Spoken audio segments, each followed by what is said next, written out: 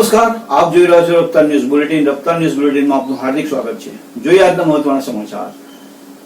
બનાસકાંઠાના ધાનેરા સ્થિત સૂર્યોદય શૈક્ષણિક સંસ્થા ખાતે આજે વિદ્યાર્થીઓમાં લોકશાહી મૂલ્યો, નેતૃત્વ ક્ષમતા અને જવાબદારીની ભાવના વિકસે તે હેતુથી 12 સાંસદ ચૂંટણીનું સફળ આયોજન કરવામાં આવ્યું. ધાનેરાની સૂર્યોદય શૈક્ષણિક સંસ્થા ખાતે 12 સાંસદ ચૂંટણીનું સફળ આયોજન.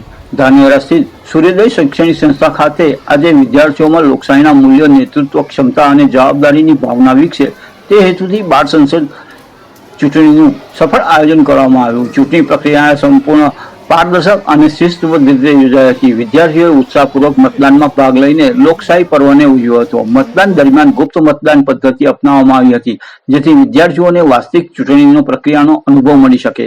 શાળાના શિક્ષકગણના માર્ગદર્શન હેઠળ ચૂંટણીની સમગ્ર પ્રક્રિયા શાંતિપૂર્ણ વાતાવરણમાં સંપન્ન થઈ હતી.